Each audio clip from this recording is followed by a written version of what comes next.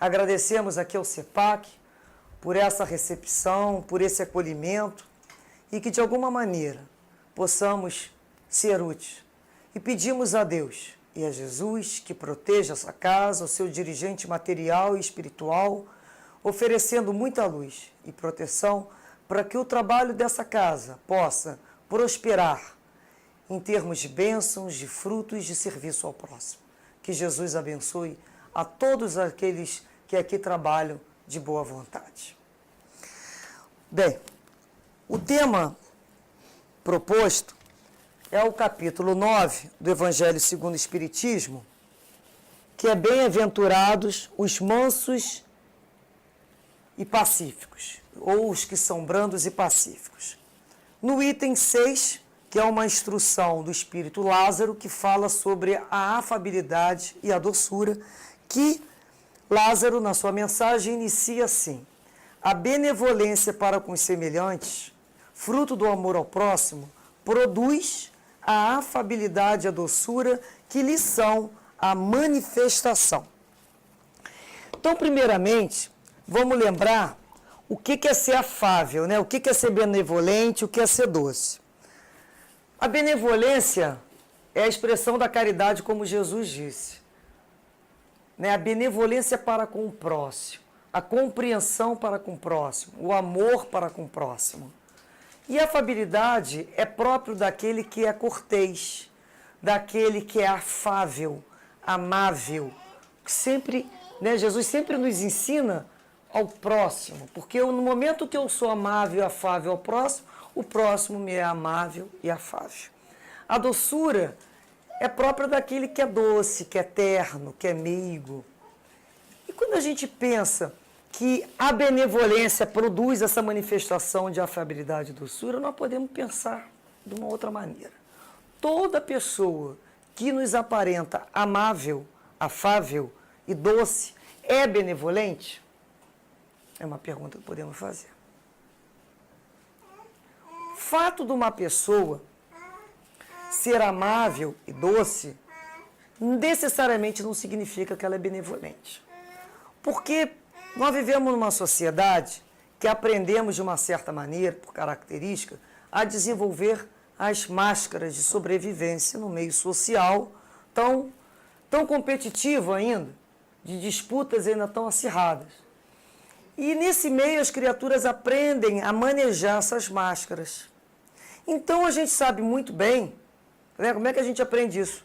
Pelo traquejo social, pelas relações sociais, a gente vai aprendendo a fazer jeito, cara, palavras daquele que é amável. Da mesma maneira, quando a gente quer mostrar que é muito inteligente, tem lá uma carinha que a gente faz, né, daquele ar de profundidade, de superioridade, são máscaras. Então, quando a gente tem algum interesse em agradar alguém, em conquistar alguém, por N motivos esse interesse pode existir, tanto da área profissional, financeira ou mesmo afetiva, esses interesses são manejados de que maneira? Então a gente vira para o outro e trata ele tão bem, é tão dócil, é tão afável. Com qual objetivo? Conquistar aquilo que me é interessante. Então, de alguma maneira, a gente aprende a usar as palavras docinha, né? Quando a gente quer alguma coisa. A gente vai lembrando, desde criança se aprende, o filho, quando ele quer alguma coisa, ele começa a nos pedir com carinho, né? Quando ele não quer pedir nada, que não tem nada que ele queira, às vezes ele vai falar com rispidez. Então a gente percebe que esse usar a linguagem e usar a maneira do corpo é um aprendizado das relações sociais. Então se ensina lá a tratar o professor com uma devida deferência, né? Nós aprendemos a utilizar o pensamento e a forma de agir para ser agradável a alguém, são máscaras. Aí a gente usa aquela palavrinha, né? Como é que se fala, né? Ah, meu amor, você é meu tudo, você é meu queridinho, para a gente conquistar alguma coisa que a gente quer no outro. E muitas dessas situações é o que nós podemos chamar de verniz social. É o verniz social. Às vezes ali não tem nada de educação, tem uma grande de uma hipocrisia. Então é a hora que a gente começa a perceber como que se faz, então, Então, toda pessoa que é educada, ela é hipócrita? Não necessariamente também não. Faz parte do verniz social. Ela entra no local de trabalho, tem pessoas que ela vai ter que ter uma deferência, né? Vamos imaginar um militar, ele tem que dar continência, ele tem lá que cumprir as ordens falando, sim, senhor, obrigado, senhor. Aquele é processo de disciplina. Ele tem que estar dentro daquele contexto. Mas algumas das pessoas utilizam disso para manipular, fazer as suas manipulações. Então, são aquelas criaturas que com as pessoas do qual elas acreditam que não precisam, elas demonstram quem realmente elas são. Então, elas são capazes, né, de com um desconhecido elas serem pessoas mais agradáveis possíveis, as mais doces possíveis, e dentro com os seus familiares, aqueles que estão ali com ela dia a dia, que merecem o melhor da sua atenção, essas criaturas às vezes não têm uma palavra de afabilidade nem de doçura. Então a gente começa a perceber que como é que a gente vai utilizar, né, esse instrumento para reconhecer a hipocrisia. Primeiramente, quando a gente lembra de hipocrisia, nós vamos nos recordar que a gente vai observar a árvore. A gente vai observar a árvore e o seu fruto. O fruto de uma árvore é sempre proporcional. Uma árvore má não vai dar um fruto bom. Então a gente observa a hipocrisia dessa maneira. Que tipo de criatura é aquela? Como é que ela age na sua vida particular? O que ela comenta sobre os seus amigos? Como ela se relaciona com aqueles que na cabeça dela são inferiores a ela? Aí nós vamos saber se ela é hipócrita. Por quê? Uma coisa é disciplina. Eu tenho que entrar no quartel, eu tenho que dar continência, eu tenho atos que chamam atos formais. Eu entro no colégio, eu dou bom dia, boa tarde, boa noite. Não significa que nós somos amigos. Eu tenho disciplina. Nós temos disciplina na casa espírita, em todo lugar nós temos disciplina. Disciplinas externas e disciplinas internas daquilo que nós queremos conquistar. E isso não faz de ninguém uma pessoa hipócrita, fala uma pessoa disciplinada. Esse é o primeiro momento. Nós vamos perceber a hipocrisia quando a gente começa a observar aquelas criaturas que usam essas máscaras e elas são tão afáveis, e a voz dela é tão docinha, e tudo ela usa, às vezes, no diminutivo, mas a gente sente que falta uma verdade naquilo ali. Muitas das vezes são aquelas criaturas que se aproximam com aquela docilidade para quê? Para saber melhor da sua vida. Para saber da onde elas vão poder retirar melhor de você ali. Para poder te manipular. Para saber um segredo teu. E naquele momento, aquela criatura que é tão docinha, no dia que você contraria, a máscara cai. Aí o rabo do gato aparece. Aí você fala, ué. Aí ela fala, não, mas é porque aconteceu isso. Não, não. Uma pessoa que tem a conquista da afabilidade e da doçura, ela é o que ela é. Ela não é uma pessoa num ambiente rico e se transforma diferente num ambiente pobre. Ela é afável e doce. Que é diferente do que nós falamos sobre hierarquias e questões de disciplina. Então, às vezes, a gente tem que ensinar desde criança, né? Entramos num elevador, a gente fala para o filho, deu bom dia? Deu boa tarde, né? E às vezes o filho, como já aconteceu comigo, fala, mas eu nem conheço, não é meu amigo. Eu falei, mas para dar bom dia e boa tarde, não precisa ser amigo. Você precisa ser educado, você vive em sociedade. E quem te educa é mãe e pai. E a escola, mas é mãe e pai. Aprende a dar bom dia, aprende a cumprimentar fulano. Né? Não precisa ser meu amigo íntimo, mas você precisa ser educado. Se nós vivemos numa vida de relação. Então nós vamos começando a fazer percepção de como que esse hipócrita muitas vezes está do nosso lado e a gente vai perceber porque a gente convive com ele. Que quando a gente só vê uma vez ou outra, o que ele vender do peixe dele, às vezes a gente acredita. Chega lá aquela criatura toda imponente, né, com aquela roupa bonita, com aquelas palavras complicadas, e a gente se sente nem entendendo o que está falando, a gente acha aquilo o máximo. O que ele falar, muitas vezes a gente guarda numa caixinha, fecha e para a vida inteira a gente acredita naquilo. Até que um dia, né, a vida roda, né, por isso que o mundo ele roda para a gente encontrar o outro daqui a pouco, a gente vai falar assim, olha só como é que fulano procedeu diante dessa situação? Cadê aquela doçura toda, aquela candura? Na menor contrariedade, aquela criatura morde. Quer dizer, enquanto está se fazendo a vontade dela, são aquelas pessoas que, enquanto a gente está fazendo a vontade, elas nos dão flores. Não é assim? Na hora que nós contrariamos o seu pensamento, ela ataca ovo. Ué, como é que pode isso? Qual é o teu respeito por mim? Então, na hora que eu concordo contigo, eu ganho flor. Na hora que eu não concordo, me taca ovo. Cadê o teu respeito pela minha opinião, pela minha maneira de pensar ou de me expressar? Então, antes de ser afável, a gente precisa ser respeitoso. Aprender a respeitar a ideia do outro também não significa hipocrisia. Porque muitas pessoas falam assim, fulano é hipócrita mesmo, né? Então a gente fica pensando assim, peraí, quando eu começo a ver muito também o hipócrita, de repente eu tenho que observar o que eu tenho daquela hipocrisia em mim. Esse é o grande ensinamento que os Espíritos nos trazem. Conserta em ti aquilo que te incomoda em mim. Estou te incomodando nisso? Procura dentro de você para ver se tem. Então a gente começa a procurar. Então a gente começa a observar. E a gente vê que tem algumas pessoas que gostam mesmo da aparência. Tem criaturas que você, mas fulano está enganando aquele grupo. Não, não está enganando. O grupo gosta de ser enganado. O grupo gosta.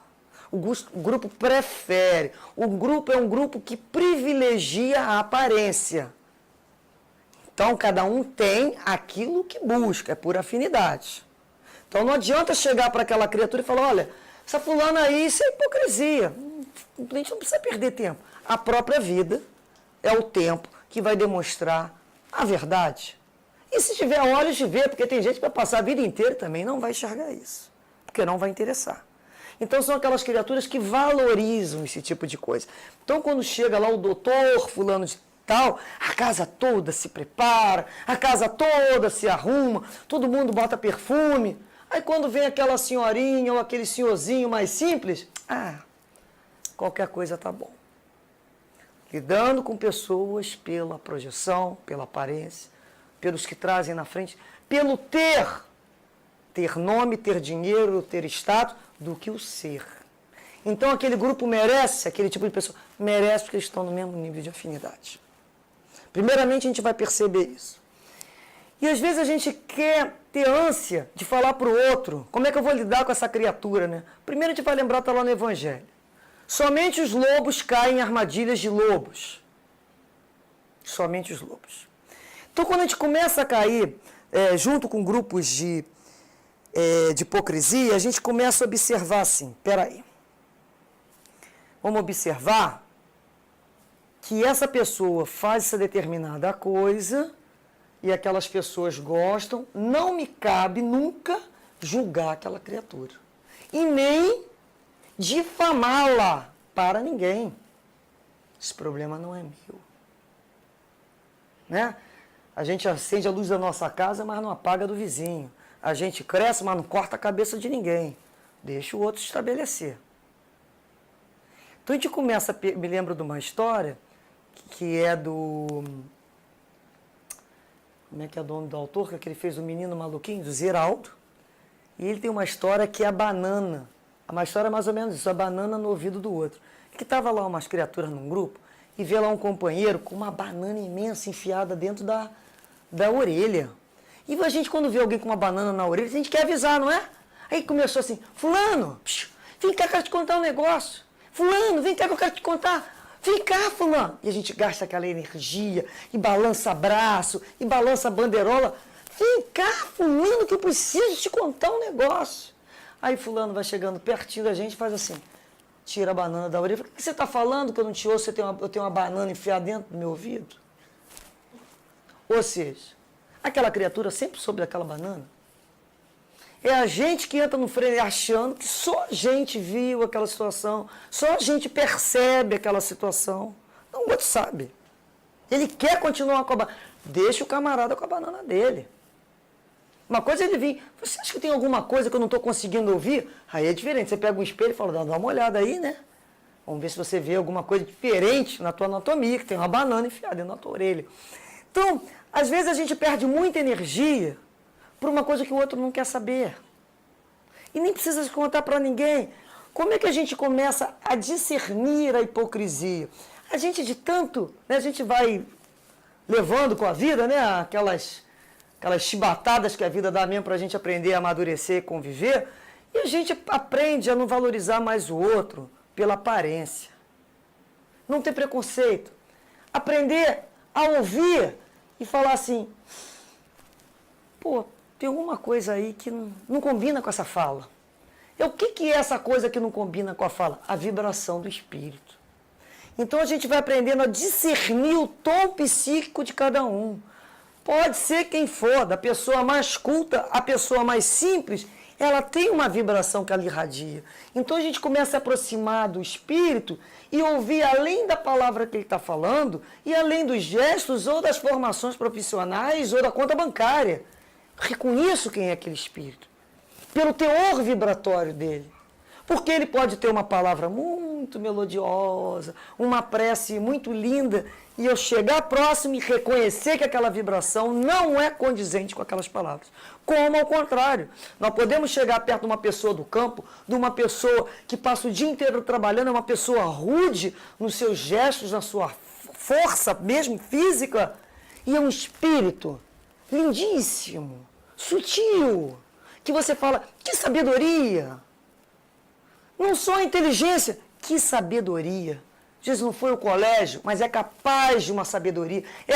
Tem a conquista da paciência, tem a conquista da bondade. A casa da Dona Maria lá, anônima, é onde alberga aqueles espíritos todos necessitados daquela conquista, daquela virtude. Que faculdade nenhuma vai ser capaz de dar. Naquela casa que aquela criatura vai aprender a dividir, vai aprender a perdoar, vai aprender a saber o que é fraternidade, solidariedade, dividir o pão. Ali é realmente a universidade de vida. Então a gente começa a saber como é que a gente vai agir. E quando a gente olha o defeito no outro, que é aquela história conserta em mim aquilo que incomoda, né, no outro, a gente começa a observar como é que tem sido a minha fala, né? Será que quando eu dou de bom dia mesmo para o outro, eu estou botando o coração naquele meu bom dia? Tem sentimento? Será que quando eu pergunto para o outro, tá tudo bem com você? Tá tudo bem? Se você falar assim para mim, não tá não, o que eu faço? Vou sentar para ouvir, vou falar, tá não, mas pô, não posso te dar atenção agora? Por que eu perguntei, tá tudo bem? Foi com sinceridade? Quando eu falo para você, passa lá em casa depois, mas eu te dei o endereço. Né? Erroneamente o carioca é taxado disso, isso é uma inverdade, né? O carioca fala isso, você fala, pô, me passa o teu endereço, tenho o maior prazer em receber todo mundo. Então a gente começa a perceber como é que tem sido. Eu tenho sido verdadeira quando eu dou o meu bom dia para você, boa tarde, boa noite, quando eu falo para você, fica com Deus. Eu estou desejando mesmo que você fique com Deus, ou isso é apenas mais uma vez um ritual. Mais uma vez esse clichê. Ou quando vem uma pessoa conversar comigo e eu não estou com paciência, eu não estou com tempo, olha, pensa em Deus, pensa em Jesus, que Jesus vai te ajudar. Isso não se faz, né? Isso é usar um clichê, vira um clichê evangélico. É aonde menospreza tudo aquilo que Jesus nos ensinou. Como é que eu posso deixar sair de perto de mim uma pessoa numa aflição? Então a gente vai buscar assim, meu amigo, olha só, realmente eu vou entrar no trabalho agora. Mas que hora hoje eu posso te ligar? Então naquele dia eu me comprometo a deixar de descansar mais no horário que eu descansar, ou de passear. Você está com uma necessidade? Eu realmente agora não tenho como. Estou indo para o médico buscar fulano. Agora, pensa em Deus, vai te ajudar. Você não confia no teu guia? Não é isso que a pessoa está querendo ouvir. A pessoa está querendo alguém para conversar. E ela também não está querendo solução do problema dela por mim, não, porque eu sou incapaz para dar esse consolo. Só quem dá consolo é Jesus. Eu não tenho que ter medo do que o outro me solicita. Porque eu não vim no mundo para me economizar. A gente vem no mundo para se desgastar mesmo. A gente tem que se desgastando aqui e retornar ao plano espiritual mais do que pulverizado, não é? A gente vai deixando um pedaço de uma costela, um pedacinho do joelho, um pedacinho dos nossos corações que vão sendo, né? Sentimentos que vão sendo distribuídos por aí. Então a gente vem para se gastar nesse sentido, de se doar nesse sentimento. Então a gente começa a pensar assim, estou sendo verdadeira? Por que eu estou falando do outro? Será que eu estou sendo sincera? Quando o outro telefona, a gente pergunta assim, quem é que está ligando? Estou não. Para quem? Ah, esse eu estou. Isso é hipocrisia. Eu posso para um, não posso para o outro. Eu vejo fulano lá do outro lado, a gente passa olhando para o outro lado, porque fulano conversa muito, e quando vê cicrano, faz questão de chamar a atenção, porque me interessa aquela criatura ali. Então a gente começa a julgar também com as mesmas máscaras. Então, no local de trabalho, para determinada criatura, que vai ser responsável ali com a minha promoção, eu só faço o ajoelhar. E por outro eu trato que nem um invisível, que é pior do que tratar mal. É tratar ele como um invisível. Passa para lá, passa para cá, como se fosse uma estátua. Que ninguém dá um bom dia, dá uma boa tarde. Aquilo ali é um funcionário. Aquilo é um funcionário. Aquilo não é uma estátua, aquilo ali não é soldado da rainha da Inglaterra, né? Que tem que ficar na... Aquilo é gente. Você pode dar um bom dia, dar uma boa tarde, mesmo que ele não te responda. Então assim a gente vai desenvolvendo e aprendendo a ver na gente o que a gente está vendo no outro, só que a gente está vendo em outro aspecto. A gente também faz. Quando a gente faz essas seleções, não faz essas hipocrisias. É aniversário de quem? Ah, de fulano, que é o tal. Vamos comprar esse presente muito caro. Vamos comprar uma roupa bonita para ir lá na casa dele. De quem que é? Ah, sei. Lá longe é? Ah, qualquer roupinha tá bom. Compra qualquer coisa, é uma pessoa tão simples. É assim que se age, gente? Dois pesos, duas medidas? Quer dizer, aquele que não precisa, eu dou melhor. E aquele que está precisando, que eu vá bem aprumada, que eu dou pior? Que pensamento é esse nosso, às vezes? E a gente se pega assim, por que a gente faz assim? Por que a gente escolhe pessoas? Deus não faz acepção de pessoas, não é? Escolheu a todos nós, nos ama igualmente. E a gente valoriza. Ah, porque ele é o presidente da casa. Vamos falar com o presidente da casa. E com a mocinha lá da recepção? Não é assim? Geralmente o presidente da casa, eu posso falar isso, os médicos da casa são os mais necessitados, né? De atendimento fraterno. Aquelas pessoas que trabalham na recepção, elas já estão até melhor, não estão nem precisando mais ser presidente. Quem está aqui falando é que precisa aprender. Porque quem já sabe, já está fazendo. Então somos nós que estamos aqui. Por que nós estamos aqui? Porque somos nós que precisamos aprender. E o meu ouvido é o mais próximo da minha boca. Podem ter certeza disso, que a minha cobrança vai ser muito pior. Então, é quando a gente fala nós, todos nós que estamos aqui, precisamos observar os nossos comportamentos. Porque ontem, nossas necessidades como espírito eram exclusivamente materiais. Então nós vivíamos no instinto, na força bruta. Era o grito de guerra, eu precisava sobreviver, conservar o meu clã. Então eram lutas. Isso foi um momento. Com a vida do Cristo, é um outro convite. Quando Jesus fala, mansidão, brandura, pacificação. Hoje é o convite da paz. Ontem foi o apelo da guerra, hoje é da paz. Olha, a cada momento o espírito, na sua evolução, ele é convocado por uma etapa. Aprendeu, meu filho, a conservar? Aprendeu aí a garantir a tua prole, as suas necessidades materiais? Depois vem uma outra necessidade. Necessidades materiais, semimateriais, com semi-morais. Até que um dia o espírito chegue a ter necessidades exclusivamente morais. Então ele caminha da material para semimaterial e semimoral, até que chegue o momento de necessidades exclusivamente morais. Em cada momento há um apelo, há um crescimento. A gente vai lembrando daquela escada de Jacó. Então, se ontem foi guerra, foi rudeza, foi preciso sobreviver, hoje é um outro apelo. Então a gente começa a se localizar no mundo. Muitos ainda se encontram naquele estado de selvageria, naquele estado ainda rudimentar. que só vivem para atender às suas necessidades exclusivamente materiais. São aquelas criaturas que a gente conversa, e o que elas falam? Comida, bebida, sexo, procriação e onde elas vão habitar, que elas vão vestir. Ainda estão lá igual com as mesmas necessidades do homem da caverna. Nós continuamos morando, continuamos bebendo, continuamos procriando, a gente continua com necessidade de habitar e de se vestir, mas a gente não vive mais só para isso. Nós também temos necessidades morais. Nós já viemos a uma casa que fala de Jesus. Nós já começamos a acordar e falar assim, a vida não é só isso. Né?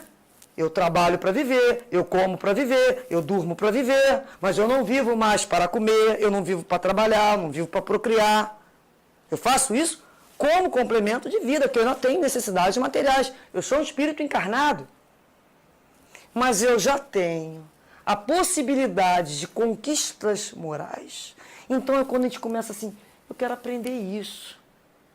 Olha como é legal, né? Aquela virtude que a gente começa a falar a palavra legal, daqui a pouco a gente vai tendo noção do que é aquela virtude, a conquista daquela virtude. A consciência vai abrindo, os nossos deveres vão aumentando, porque o nosso senso de responsabilidade cresce na mesma proporção, a liberdade vai ser maior, as decisões, você passa a poder decidir mais coisas, porque é natural, porque você fez conquistas no setor moral. Você vai ter mais tempo, as pessoas vão te perguntar mais, a sua responsabilidade sobre essa resposta vai ser muito maior. Então, quando a gente sai, né, diante de um grupo e começa lá a oferecer água e gestos, né, de mais doçura, o outro fala, opa, o que fulano quer comigo? Nunca fez isso. Estranho, hein? Claro que é estranho. Né? O outro nos reconhece lá naquele passado ainda de toma lá, dá cá. O dar lá e sem pedir nada em troca, alguma coisa ela está querendo. Vem com esse jeitinho manso. E a gente pode falar para o grupo, o que você está querendo? Eu quero aprender a ser gentil. Eu quero aprender a ser amável. Eu preciso aprender isso, eu só posso aprender isso com um grupo. Deus ensina o homem pelo próprio homem. Então não tem como aprender isso no plano espiritual, precisa aprender isso na prática. Então são aquelas pessoas mais difíceis que vão nos dar a oportunidade de desenvolver essa conquista. E a gente também pode pensar assim, olha, o outro lado do pêndulo, né? É aquela pessoa que diz assim, eu não sou hipócrita. Quando eu gosto, quando eu não gosto mesmo. Não tem gente que é assim? Eu sou sincera. Eu sou autêntico, e podia botar vírgula, e também muitas vezes mal educada. Não é? Por quê? Porque essa história de sair dizendo a verdade para todo mundo é enlouquecedora, não é? É enlouquecedor. Quem que suporta uma pessoa do teu lado te dizendo verdade o tempo todo? Ainda mais se você não perguntou nada. É o desrespeito, é o excesso de intimidade que às vezes dá isso. A minha opinião é minha opinião. Minha cabeça está pensando. Mas não me dá o direito, pela sua educação, pela sua recepção. Olha, eu vou sentar com você, vou te falar uma coisa. Não te perguntei nada. Não te perguntei nada. Mas mesmo assim eu vou falar. Porque fulano falou, não quero saber. Se fulano achasse que era bom que eu soubesse, ele mesmo me contava. Se ele não me contou, porque ele não quer que eu saiba. Não quero saber. Então a gente vai aprendendo a ser estação terminal disso. Dessa dificuldade que o outro não traz. E muita gente fala assim, eu sou correto. Então, às vezes a gente é tão correto, mas é um correto por necessidade e acaba desenvolvendo o que a gente chama um processo de autoperfeição, de exigências, de neuroses, e cobra isso do outro. Você quer fazer perfeito? Pô, faz, que legal. Mas nem por isso todo mundo tem que andar lá no teu ritmo. Esse ritmo é teu. Né? Quando o filho fala assim, olha, esse ritmo é seu, esse ritmo não é meu. Ah, mas eu levantei tal hora da manhã, eu já fiz isso, aquilo outro. É você. O outro tem um outro time. A gente pode dizer um outro tempo, um outro ritmo de fazer as coisas. E a gente tem que aprender a respeitar o ritmo do outro. Né? Uma coisa é quando eu estou na tua casa, eu tenho que obedecer o teu ritmo dentro de uma possibilidade. Tem coisas que são minhas. Quem vai pôr o ritmo sou eu. Então a gente começa a perceber que às vezes essa moral muito dura, ela também é inquietante. Pô, o outro tem moral? Tem, é trabalhador, é consciencioso, paga as contas, tudo direitinho. Mas é rígido demais. E aquela rigidez afasta. Sem dúvida nenhuma. Tem conquistas, é honesto, não é hipócrita com ninguém, mas está faltando suavizar um pouco aquela rigidez. Ele vai aprender a ter o seu compromisso com a sua própria consciência, mas sem ser desagradável com o que não tem. Quando a gente começa a entender que todos nós estamos aqui nessa escola que é o planeta Terra, mas cada um no seu degrau evolutivo, cada um com a sua possibilidade de concepção das suas conquistas. Então eu não posso exigir que o outro esteja o tempo todo no meu mundo. Eu tenho que ir ao mundo do outro e ter empatia pela dificuldade do outro. Porque senão a gente se torna aquela pessoa a palmatória do mundo. Aquela pessoa desagradável, que o tempo todo quer falar a verdade, que o tempo todo diz verdade. E não consegue ter indulgência, não consegue suavizar, não consegue perceber se hoje ela consegue fazer aquilo tudo, um dia ela não conseguiu. Ou um dia pode ser que ela não consiga. Eu me lembro um caso de uma senhora, né, que ela estava lá acamada e não conseguia levantar para fazer as coisas dela. E precisou que alguém pegasse lá o copo d'água. E a pessoa estava demorando. E ela começa a falar, nossa, como fulano é lerda, né? Lerda demais. Consegue trazer um copo d'água. Depois dessa, eu tinha levantado, pegado a água, trazido, já tinha bebido, acabado. Aí a pessoa falou, aí era a mãe da própria criatura que estava falando. Aí a pessoa falou assim, não liga a mamãe falar que eu sou lerda, não. Mamãe está falando assim porque ela está de cama. Né? Mas não é, não. Aquela criatura está falando assim porque ela sempre foi assim. Aquilo só potencializou a impaciência dela. Ela é rígida. Ela era rígida com ela vai ser rígida com o outro. Então a gente esquece que um dia a gente vai depender do outro. Se eu não entender que o outro tem um ritmo de buscar água diferente do meu, vai ter uma hora que o outro vai me deixar ficar com sede. Porque cansa. É muita exigência. Se eu pudesse levantar, botar minha água, mas não posso. Do momento que eu dependo do outro, eu me coloco dentro do tempo do outro, com a boa vontade ou com a má vontade do outro. Faz parte também do processo de aprendizado. Eu vou ter que aprender a lidar. O que eu cativei? Eu desenvolvi simpatia ao meu redor? Quer dizer, eu quero ser atendida e não quero ser atendida no tempo, espaço que eu idealizei. Então a gente começa a observar como é que está, né, a nossa rigidez. São aquelas pessoas que são tão rígidas, elas são tão verdadeiras que se autoconsomem. Elas se machucam. Porque elas são rígidas primeiramente com elas. Não se perdoam. É muito complicado, porque se tem uma coisa certa na vida é que nós vamos errar. E essas pessoas, quando erram, elas sofrem muito mais. Porque elas têm a pretensão que não vão errar. E não existe sofrimento maior do que esse, porque vamos errar. Todos nós. Então, enquanto não desenvolver esse sentimento de tolerância com as nossas dificuldades, eu não tenho como desenvolver com o outro. E nós botamos aqui, né? Em que mundo nós queremos viver hoje? Então, no momento que Jesus traz para cada um de nós esse mundo, e a gente começa a pensar assim, de espíritos simples e ignorantes, da época da rudeza, que já fomos para hoje, para o apelo da mansidão e da paz, que ainda hoje, 2016 anos, estamos continuando com a mesma proposta. Vocês veem que não é fácil, tal egoísmo e orgulho que nós trazemos dentro dos nossos seres. A gente começa a pensar assim, por que mundo eu quero viver hoje? Que mundo? Eu quero um mundo que eu entre no elevador e ninguém me cumprimente? Ou num local de trabalho que as pessoas sejam indiferentes a mim, passem por mim como se eu fosse um poste? Que mundo eu quero viver? Eu quero viver num mundo que eu estou cheio de dor e solidão e não tenho ninguém para telefonar, que ninguém vai me oferecer o tempo. Vou me oferecer dinheiro? Ah, tome esse dinheiro, vai se divertir. Que mundo eu quero viver? Ou eu quero viver num mundo de paz e num mundo de suavidade. Como é que esse mundo, né?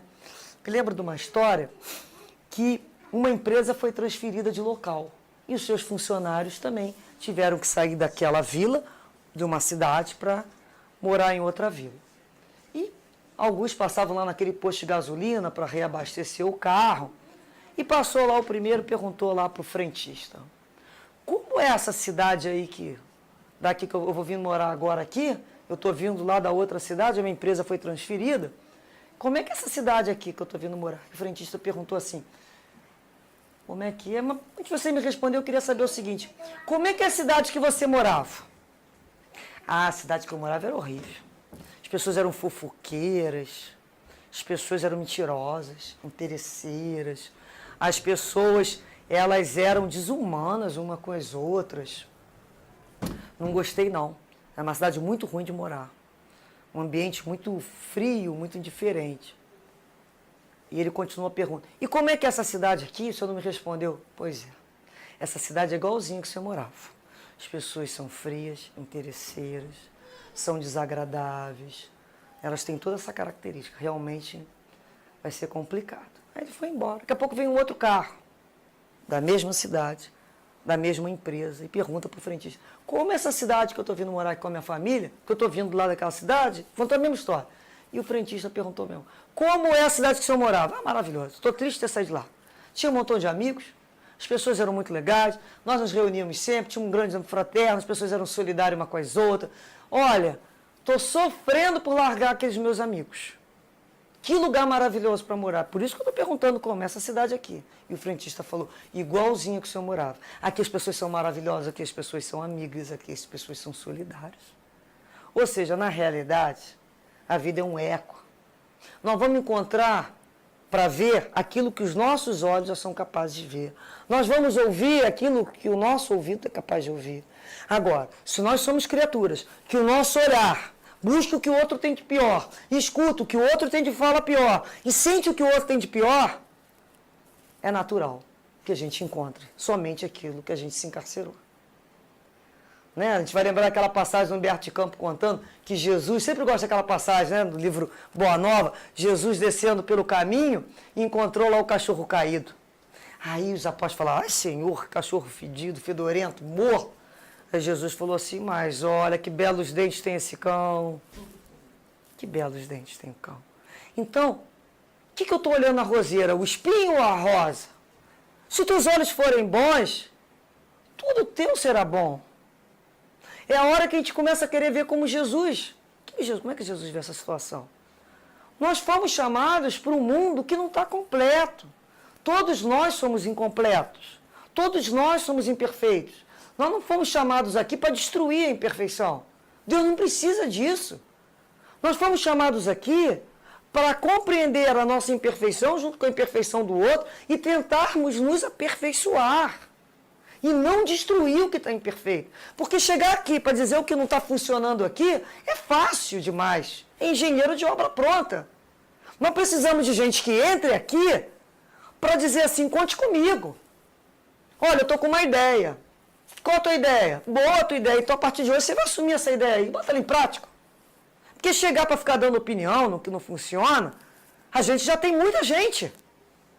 Todos nós somos férteis em criatividade. E vem com umas ideias mais estapafúrdias do que a outra. Eu adoro história. Eu me lembro dos ratos brigando para descobrir como é que vai pegar o gato. O gato está ameaçando os ratos. E o gato pega os ratos que estão desprevenidos. Os ratos se reúnem numa assembleia. E todo mundo dá ideia. Até que um gato falou assim: eu sou gênio. Eu descobri uma forma da gente nunca mais ser pego por esse gato. Nós vamos botar um guizo no pescoço dele. Aí um perguntou assim: quem vai lá botar o guizo? Então, ideia a gente tem, mirabolante, maravilhosa. Mas quem vai lá executar a ideia? Quem vai lá fazer a ideia? E a gente quer cobrar do outro. A gente esquece de ser, nesse momento, perguntar: meu amigo, que ideia boa, realmente eu concordo. Vamos assumir essa ideia então, a partir de hoje? Você se responsabiliza. Você vai ser o coordenador dessa ideia. Você vai parir essa ideia, os seus 9 meses, vai botar essa criança para fora. Tem um tempo aí, ó, 1 ano para botar em prática essa tua ideia. Já mais do que 9 meses. Já é gestação aí. Irmão, te dá um tempo aí para você se preparar. Tem 1 ano para botar isso em prática. Vamos ver. E a gente está aberto para que o outro venha trazer a ideia e colocar em prática. Agora, para dar ideia, né, o caderninho fica cheio, não fica? Parece condomínio, né? Então a gente começa a lembrar que quando eu quero um mundo diferente, quando a gente fala que quer um mundo diferente, a gente tem que lembrar que esse mundo vai começar com a gente. Vai começar com a gente mesmo. Como é que eu quero mudar o mundo se eu não mudar? No momento que eu me modifico, de uma certa maneira eu influencio os mais próximos, que são os meus filhos, meus netos, os meus vizinhos, o meu bairro, através de iniciativas, a minha cidade. Isso contagia o meu país e o mundo. Agora, eu não posso sair buscando mudar o mundo se eu continuo sem iniciativa de mudança comigo. Porque não é fácil mudar o mundo.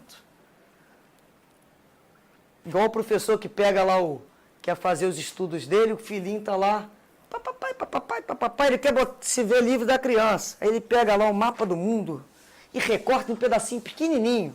Filhinho, volta aqui, quando você acabar de montar esse joguinho da memória aí que o papai fez para você, o mapa do mundo. O garotinho deu uns minutinhos, papai, já montei. Não acredito.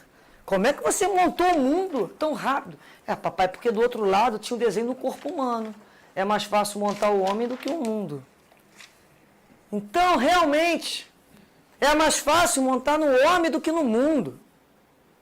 Então, a gente às vezes vem com um discurso para o mundo, que quer um mundo de paz, esqueceu de fazer paz dentro de si. Que quer um mundo dócil, esqueceu de explicar para o filho como se faz docilidade. Como é que eu cobro do mundo aquilo que eu não pratico? Isso também é hipocrisia. Então, o primeiro movimento, a gente começa a lembrar que é tomar consciência da necessidade de se modificar. É o primeiro passo. Porque isso é uma janela que só abre de dentro para fora. Por mais que eu ame uma criatura, eu não abro a janelinha da casa, do coraçãozinho dela. De dentro para fora. Então é quando eu quero mudar. Porque houve uma necessidade.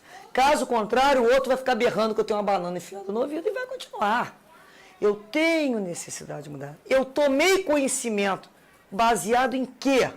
Porque está na moda, porque tu vai para o inferno. Não, nada disso vai adiantar. Isso são balelas que não vão me convencer. E quando eu penso em Jesus? Quando eu penso em Deus? Já começa. Por quê?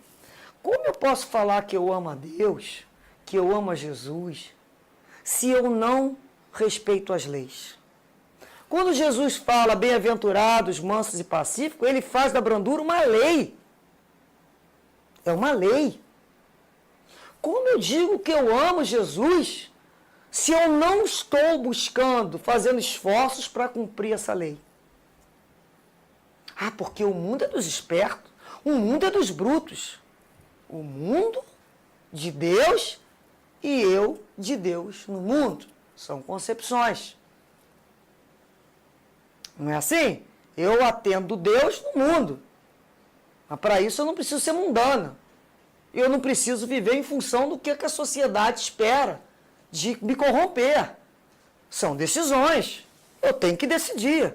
Ou eu vou viver o eu, o egocêntrico, aquele que pensa primeiro em si, primeiro o meu feijão e o resto dos grãos ficam para você, ou eu já atendo as leis de Deus, de benevolência, de perdão, que aí está a verdadeira caridade, da indulgência.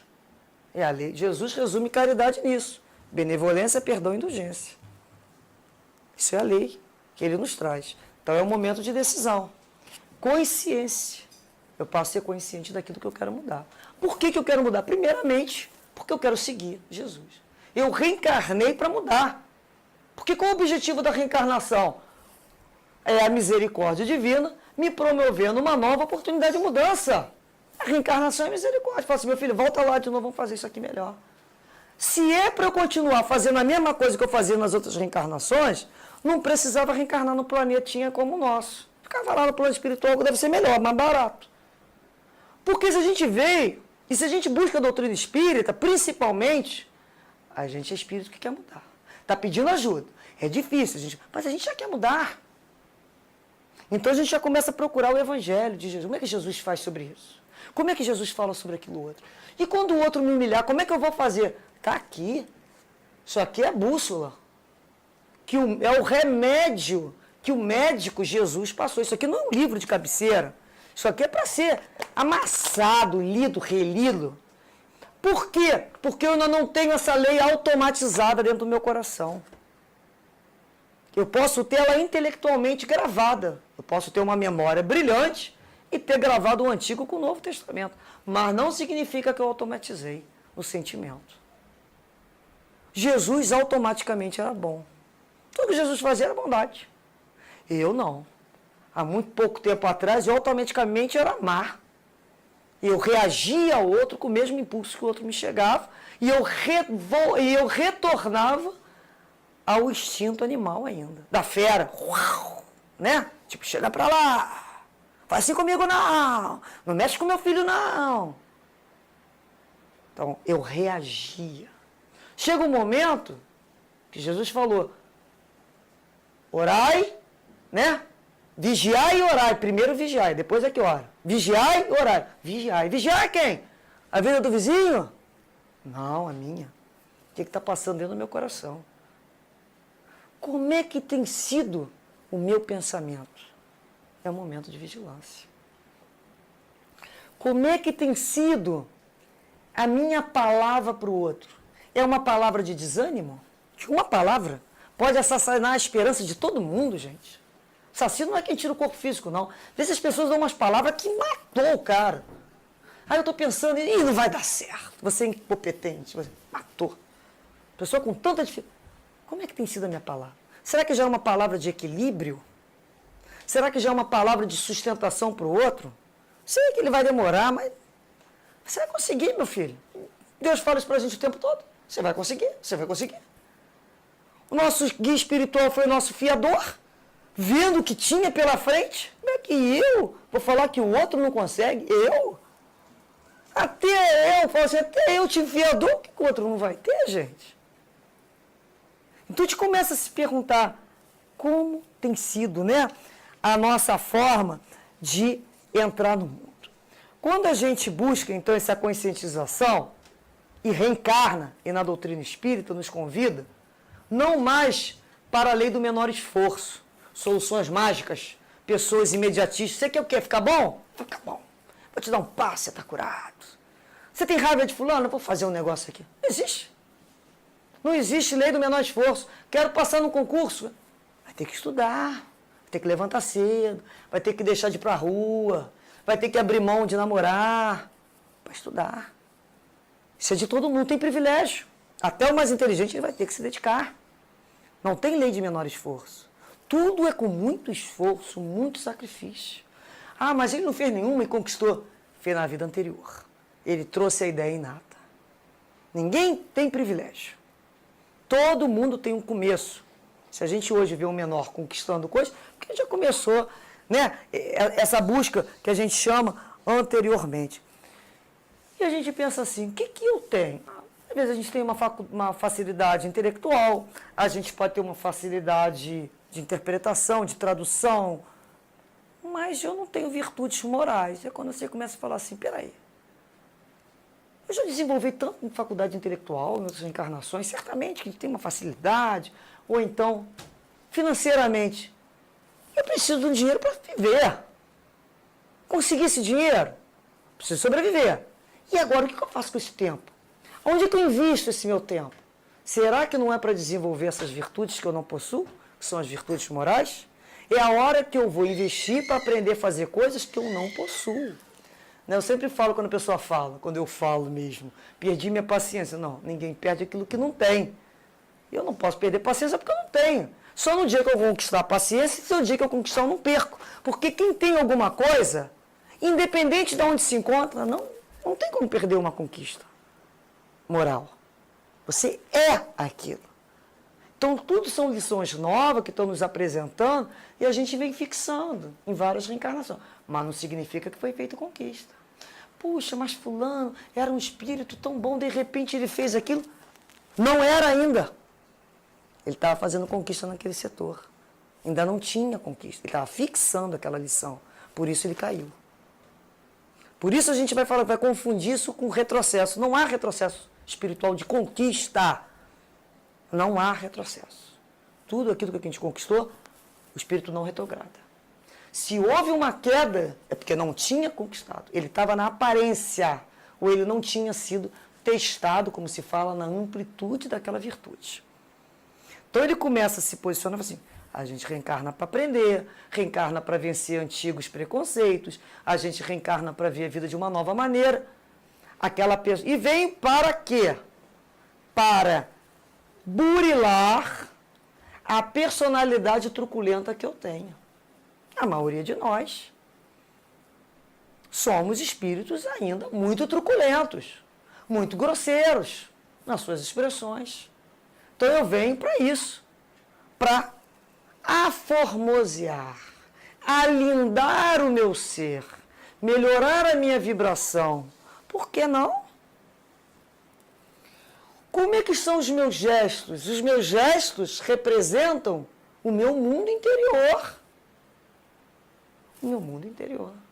Imagina nós irmos procurar um profissional e encontrarmos ele na rua completamente contrário àquilo que se busca dele.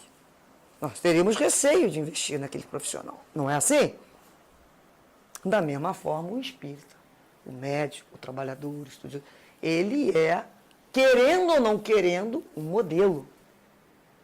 Ele é a carta viva do Cristo. O seu comprometimento com a doutrina ou com a religião que ele professe. Então não basta crer, é preciso viver aquilo que eu creio. Então eu começo a entender que eu não preciso de muito. Não precisa de panfletar. Você precisa ter o coração. Para viver com Cristo, a marca do Cristo é a marca do sentimento. É a marca da renúncia. E não mais da intelectualidade. A intelectualidade foi na época dos fariseus. Jesus vem com uma nova proposta. Aprenda a amar. Aprenda a desenvolver esse sentimento. Então é a hora que o espírito começa a se movimentar. Eu vim para estudar? Estudei. Arranjei um emprego? Arranjei. Tudo é importante. É. Mas uma coisa é imprescindível, é o amor a Deus. Esse tem que ser o tema central da minha vida. O restante eu vou acomodando. Eu vou trabalhar, vou estudar, mas é Deus. Nada que contrarie a obra de Deus estará de acordo com o que eu quero. Se eu sou um esboço e Ele é a perfeição, eu me refaço diante desse Criador. Eu tenho o dever de me aprimorar todo dia, a cada minuto. Sem pretensões de perfeição, mas com o esforço de estar me movimentando nesse sentido. Então eu pergunto, como estão sendo os nossos gestos perante os outros? Será que são gestos agressivos? Como nós nos comportamos em público? Quando não temos a câmera, a filmadora ou os vossos olhos amigos nos observando. No Rio nós tivemos o profeta Gentileza, que de uma forma sutil se chamou de profeta. Era um senhorzinho que passou, desde que eu me lembro de jovem, ele escrevia lá na antiga perimetral, gentileza gera gentileza, gentileza gera gentileza. Ele só escrevia aquilo, gentileza, e depois ele escrevia uns outros arranhados, que a gente não sabia nem o que era, mas eu me lembro, quase todo mundo lembra, gentileza gera gentileza, e se faz chaveiro hoje em dia, camiseta, depois que morre o cara é um gênio, né? Ninguém dá um prato de comida para ele. Gentileza gera gentileza. Então a gente não pode mais dizer que não sabia que gentileza gera gentileza, porque a vida é um eco. Mas gentileza com quem? Com todos. Não com determinado grupo. Não com acepção. Como é que eu sou no trem? Como é que eu sou dentro do ônibus? Como é que eu sou quando eu estou dirigindo um carro? Como eu me coloco? Eu tenho gentileza? Ou eu boto o outro lado de castigo? Espera aí que meu carro que vai passar. O meu horário é o primeiro. A minha necessidade é maior do que a tua. É assim que eu me coloco no mundo moderno. Ele fez isso comigo, então eu reajo assim ou eu já ajo? Não. Reagia quando eu era instintivo, quando eu vivia de forma rudimentar. Hoje não. Hoje eu reencarno para aprender com Jesus. Bem, Eu tenho vontade de reagir para aquele camarada que está fazendo aquilo no trânsito? Tenho. Porque eu me reconheço, eu sei o que ainda tem dentro de mim, mas também já sei que eu estou nessa reencarnação para mudar. E não para me apaixonar por mim mesma. Porque a hora que eu me apaixono por mim, eu repriso essa autobiografia e não mudo nunca. São inúmeras reencarnações reprisando o mesmo papel. Eu já venho aqui para fazer diferente. Então, peraí, eu não sei, como é que faço diferente? Não sei, automaticamente eu vou dar uma fechada nele. Não. Eu estou no manual ainda, eu não estou no automático. O que Jesus fala disso mesmo, hein? Está lá, capítulo da indulgência, afabilidade e doçura. Está lá. Está lá, no dia a dia. Não é lá, junto com os fariseus, no meio do templo de Jerusalém. Não! É no Rio de Janeiro, é no Tóquio, é quando eu saio daqui com o meu carro, é com aquele meu filho, é com a minha esposa, com a esposa, é com o marido, é com a mãe, é com o pai. É com todos. Porque senão a gente vai ser bifronte. Sabe aqueles bifrontes? Tem duas faces. Uma face, uma determinada situação, e outra para outra. A gente vai ser um bicho estranho. Como a gente conhece pessoas que na rua são uma doçura. Só falta te colocar no colo. E em casa são os tiranos que não perdoam o menor erro da mulher, do marido, do filho, da mãe, do pai. Por que na rua são tão mansos? Manso na rua e azedo em casa, agressivo em casa? Por quê? Então a gente começa a pensar. Que ser bifronte sou eu. Quem que merece maior minha gentileza? Aquela pessoa que me viu hoje pela primeira vez ou aquele que come 1 quilo de sal comigo todo dia? Aquele que está ali comigo nas horas mais difíceis? É para ele. Aquele é o meu melhor, não é para o da rua. O da rua naturalmente será. Mas é aquele que convive na reencarnação comigo. É meu pai, é minha mãe, são meus irmãos, são meus filhos, marido, mulher, por mais difícil que eles sejam. Então, aquela época que se parava o melhor pedaço do pudim para visita, a gente fala assim, vamos acabar com isso. O melhor pedaço de pudim é para o meu marido, é para o meu filho, para aquelas pessoas que convivem comigo. Para ela tem que estar o meu melhor sorriso. Para elas eu vou me arrumar. Para elas eu vou ter mais paciência. São elas credoras do meu ponto melhor. São elas os meus credores. E não os de fora. Isso de fora é o verniz social. Então a gente começa a olhar assim. Não é mole me aceitar. Não é mole conviver comigo. Porque de perto ninguém é normal, já viram? Nem foto, né? Foto até horrível de perto. Foto de quarto de horroroso. De perto ninguém é normal. A gente começa a conviver, a gente vai ver, fulano. É porque a gente também é. A gente não é um bicho estranho, que ainda está se alindando. E o outro convive com a gente, gente. Imagina a Marilisa está me aturando há 1 mês. Essa mulher é quase uma santa já para mim. Que olha a paciência que tem dentro da casa dela.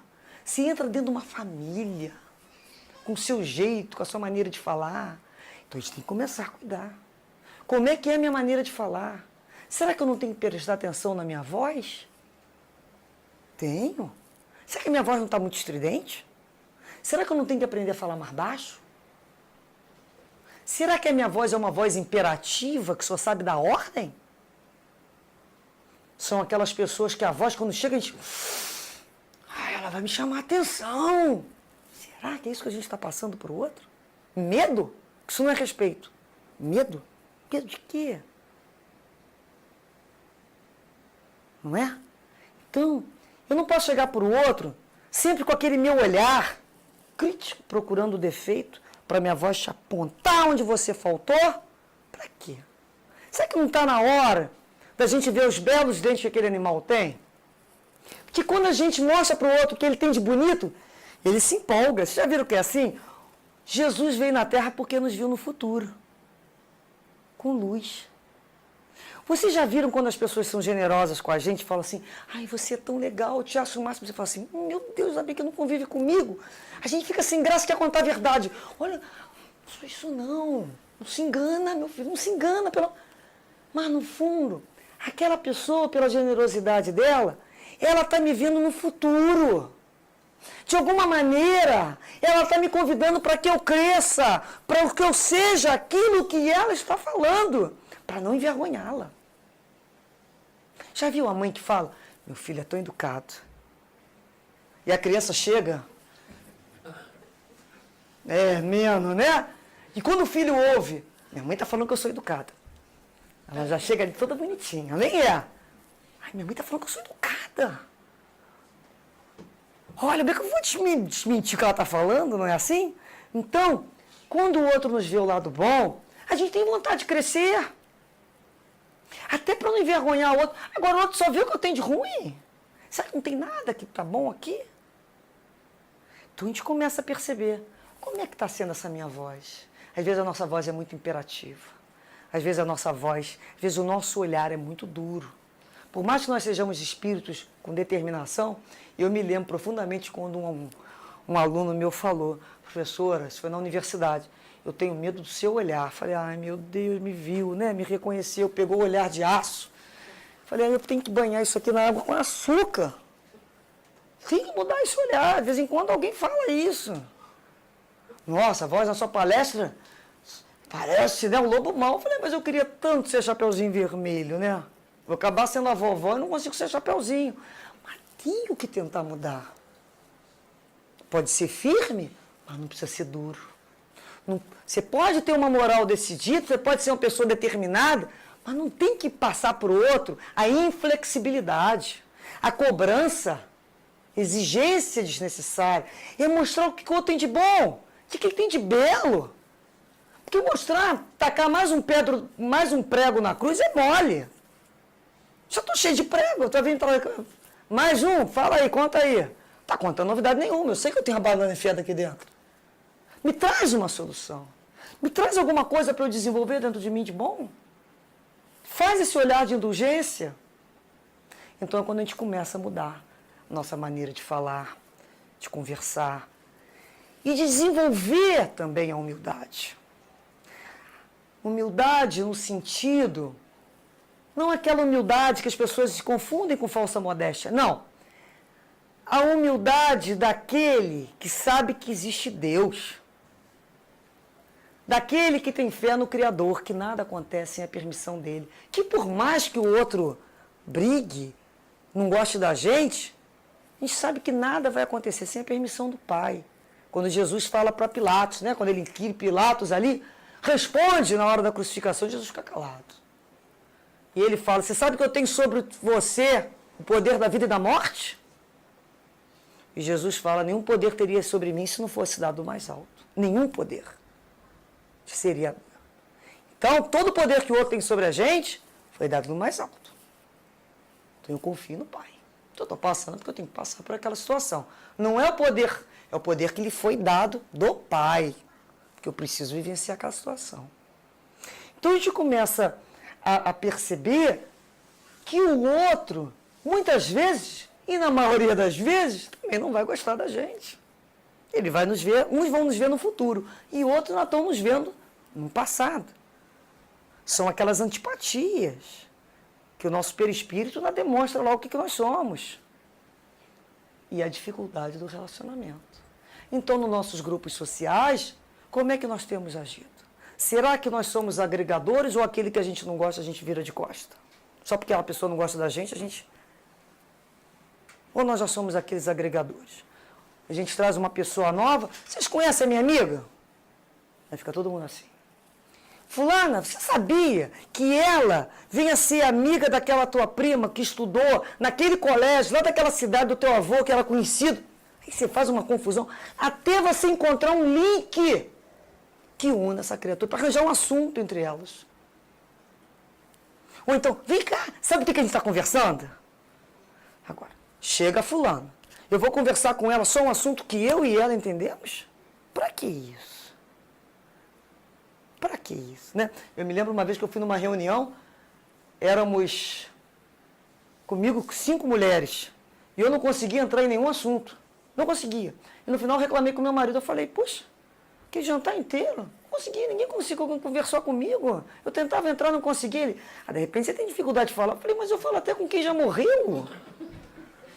E eu falo com quem já morreu, igual aquele filmezinho, conseguiu falar. Vamos falar de esmalte, vamos falar de cabelo, vamos falar de... Me ensina aquilo que eu não sei. Fala aí, me conta então, que eu vou ter uma boa vontade de te ouvir. Mas não exclui. Não exclui. Porque a gente sente a exclusão. É muito triste você se sentir excluído pela tua aparência ou pela tua formação, teu nível financeiro. Isso é muito triste, isso dói em todos nós. Então, na vida, Deus permite que às vezes a gente tenha essas vivências para dizer assim, dói, não dói? Dói. Eu não vou fazer com o outro. Então, a gente fica mais preocupado com as pessoas mais simples. Porque a gente passa por isso. Ou já passou, ou o nosso pai passou. A gente fica mais cuidadoso na relação social. Você quer ser agregador e não mais eliminador. Você começa a agregar. São pessoas que agregam. Vem mais, gente. Vamos.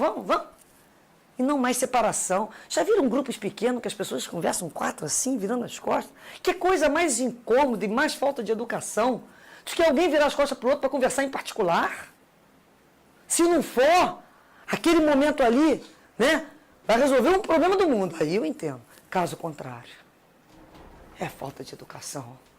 No mínimo, para não falar descaridoso, com todo o restante do grupo. Então a gente começa a ser mais cuidadoso. A gente começa a perceber como é que essa relação na rua, no trânsito, dentro do local de trabalho, como é que eu ajo com meus amigos de trabalho. E com aquele que não gosta de mim, não gosta. Que pretensão é essa que todo mundo vai gostar de mim? É muita vaidade, não é? Claro que vai ter gente que não gosta da gente. O que a gente pode fazer? Poxa, vamos orar, vamos rezar para que Deus nos ajude a gente se afinar, porque a gente vai ter que se entender um dia. Então a gente já começa na oração, que é um processo inicial de aproximação. Mas eu não posso me impor ao outro. O outro não gosta, ué. Vamos rezar, para que ele me veja sobre um ângulo diferente. Que ele consiga reparar um dentinho meu lá, né? Um jeitinho, devo ter alguma coisa que ele fala, ela, né? Tá, deixa aqui, ela pelo menos vai, né? Esse é o resultado lá de trás.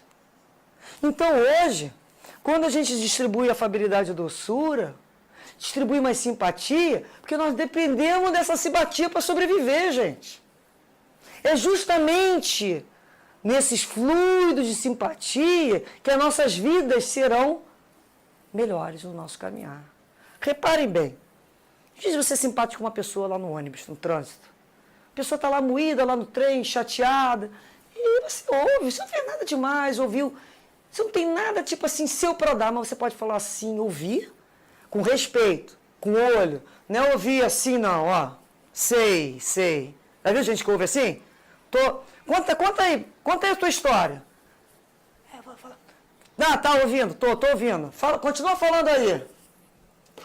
Não, tô ouvindo. Gente, não existe desrespeito maior do que isso, tem? É legal quando a gente para de falar com o marido, já viu? E ele não percebe que se parou. Dói, não dói? Dói. Eu ouvi tudo que você disse. O que eu falei? Às vezes ele tem uma memória tão boa que ele conta a última palavra. Não foi isso. Tipo assim, eu acho que eu falei demais. Não deu para gravar tudo. Então, a gente vai percebendo que é o respeito pelo outro. Você está ali no ônibus, você ouviu a pessoa. Deu teu olhar para ela, você não deu dinheiro, você deu teu tempo, que já estava correndo, e você fala assim para ela, pô, vamos rezar. Vamos pedir a Deus junto para sair dessa situação. Ela percebeu, você, pô, sabe que eu tive fulano que passou por uma situação dessa? Pode ser que ela até dê tempo para isso. E conseguiu vencer. Ou seja, você deu uma palavra de estímulo. Você vai ser capaz sim. Mas não é aquele, tipo, você vai ser capaz sim, dá licença que eu... Não. É como se estivesse falando com o coração da pessoa que você mais ama. Como é que você falaria com aquela criatura? O que você falaria para aquele roxinho que está ali que você... Se fosse Jesus do seu lado, como é que você falaria? Como é que eu vou deixar alguém sair de perto de mim? Doente? Se fosse Jesus, faria isso? Fosse meu guia espiritual, um teste. Eu deixava? Vocês já imaginaram que aquela criatura naquela condução, quantos espíritos estão do lado dela? A nuvem de testemunha dela? Que vão falar assim, pô, obrigada. Olha quantos amigos que você nem conhecia, invisíveis que a gente pode falar. Aí um dia você chega num lugar para ser atendido, uma emergência, no hospital, e os trabalhos estão lá. Eles falam, sabe quem é aquele ali?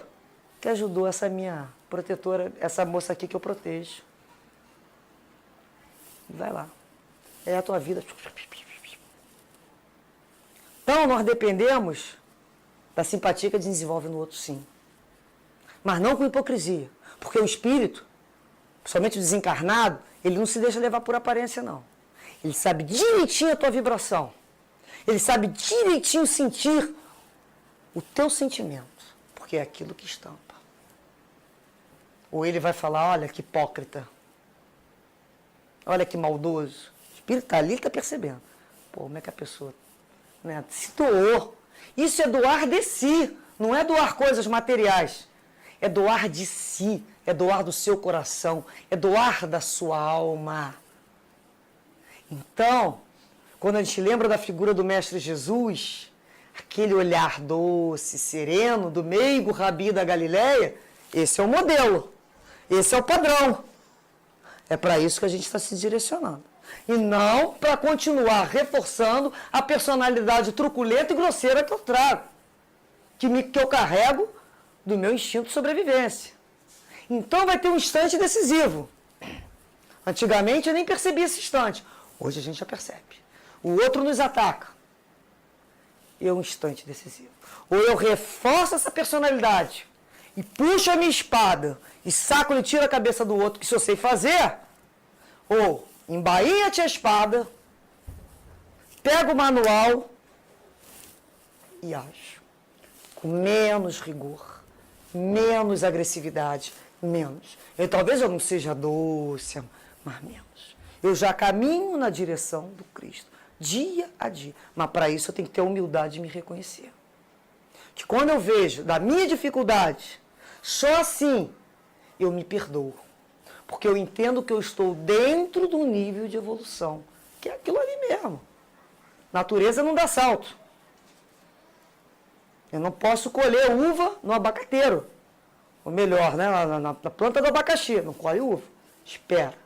Natureza não dá salto. Então, eu me perdoo, eu me tolero. Porque eu tenho que aprender também a ter mais paciência comigo. A gente é muito impaciente. Não é pelo fato de estudar o Evangelho ou dar aula que eu vou me reformar dessa maneira em toque de mágica. Não existe. Natureza não dá salto. Isso não é obra de improviso. Isso é obra de séculos. Isso é um trabalho amoroso da alma. É devagar. Passa pelo intelecto. Tem que chegar ao coração. Tem que amadurecer. Tem que decantar. Até que um dia automaticamente saia. Automatizado. Ainda não está automatizado. Eu não estou no manual. Ainda estou fazendo isso. Mas isso já é caminhar. Então eu passo a me tolerar mais, porque eu tenho paciência comigo. E do momento que eu vejo essa minha imperfeição, depois que a gente se vê com coragem, quem é capaz de ver defeito na vida dos outros? Só se você não fez o trabalho de casa de se auto-observar. Que aí você é capaz de ficar apontando para os outros. Porque na hora que você se vê como você é, nunca mais você abre a boca para falar mal da vida alheia. Porque você sabe também que você não tem aquela, mas tem outra. Então a piedade que eu peço é a piedade que eu forneço. A vida é uma troca. Eu quero afabilidade, eu quero um mundo de paz, que eu seja pacífica, que eu faça paz, que eu seja branda, que eu aprenda a docilizar mais os meus gestos. Então, se antes eu saía pisando em tudo, batendo porta, chutando, berrando com o outro, eu mudo. O mundo não vai mais, né, ser assaltado por essas almas bravas, não. Isso já foi lá atrás. Mundo de sobrevivência. Agora é um mundo de paz. Então eu tenho que aprender a andar, eu tenho que aprender a sentar, com o menos ruído possível, eu tenho que aprender a falar, eu tenho que começar a reparar gestos externos e internos, para que eles sejam o quê? Verdadeiros. Porque senão eu continuei sendo bifronte. E nós já temos condições de conjugar isso, não é mesmo? Então, a gente, antes de terminarmos e passarmos por essa historinha, quando a gente está falando de relação, a gente também não pode esquecer da relação de hierarquia com os superiores e inferiores. Com um a gente está aprendendo como é que se manda, que às vezes não sabe. Ou a gente está aprendendo como obedece. A gente está sempre aprendendo. E aqueles que dependem da gente é que a gente está ensinando. Como é que se pede, não é mandar, como se pede com muita gentileza. Por favor e muito obrigado. Com sinceridade, reconhecendo que sem eles, os trabalhos não seriam feitos. Com muito reconhecimento. Porque o que é pequeno, o que é grande no mundo de Deus? O sol ou a semente de trigo? Tudo.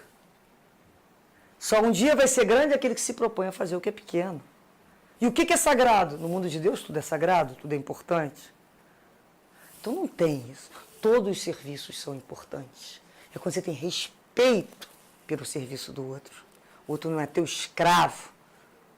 O outro é uma criatura que está ali contigo para aprender com ele, e você aprender com ele. Que são verdadeiras almas cândidas que vêm nos ensinar dentro da nossa casa muitas vezes. Então, nós vamos lembrar aqui, para encerrar, uma história de um mestre que perguntou, né, um filósofo, o mestre perguntou lá para os seus discípulos: por que as pessoas gritam? Por que as pessoas gritam tanto? Ué, para se fazerem ouvidas. Ele falou: mas por que elas gritam quando estão uma do lado da outra? Para fazer ouvida, para chamar atenção? Aí vi, cada hora ele falou: do lado da outra precisa gritar tanto? Às vezes as pessoas gritam, não é? E foi dando uma série de respostas para ele que nenhuma convenceu. Ele falou: olha, as pessoas gritam porque os corações estão longe. Para suprir a ausência da distância, elas berram. Cada vez que elas berram mais, uma com as outras, porque esses corações estão muito mais distantes. E ele fala: vamos reparar os casais apaixonados. Falam baixinho. Depois eles falam quase que murmurando, não é? Chega um ponto que nem mais murmura. Eles olham. Vai reparar? Você entendeu? Numa docilidade. Por quê? Porque aqueles corações estão muito próximos. São muito juntinhos. Então, tenhamos cuidado para aproximar esses corações através das nossas posturas e observações em relação aos nossos companheiros da vida de relação. Porque, se gritarmos muito, pode ser que a distância se torne tão grande que a gente não saiba mais o caminho de volta para aquele coração. Que Jesus, assim, nos despeça sempre com o seu olhar de ternura e de docilidade. Que essa imagem do Mestre seja uma imagem sincera em nossos corações, com um desejo sincero de modificarmos antigos hábitos e crenças e preconceitos para seguirmos o meigo Rabi da Galileia, que é aquela sua doçura que diz: vinde a mim todos vós que sofreis, estáis sobrecarregados, possamos ir diante dele sabendo que vamos encontrar ali a doçura de um coração. E que possamos nós, por nossa vez, diante da sociedade, refletir um pouquinho dessa doçura, um pouquinho, a cada dia, um pouquinho, que possamos fazer esforços para um dia chegarmos a amar, mas que comecemos então pela doçura, um pouco mais de afetividade, mais brandura em nossos corações, sabendo que o homem encontrará no mundo o coração que ele possui. Que Jesus abençoe a cada um de nós e nos despeça nossas vibrações de muito amor, de muito carinho, de muita docilidade, e que essa casa possa sempre vibrar com essa vibração que a gente encontra aqui, que é de muito carinho e acolhimento. Graças a Deus.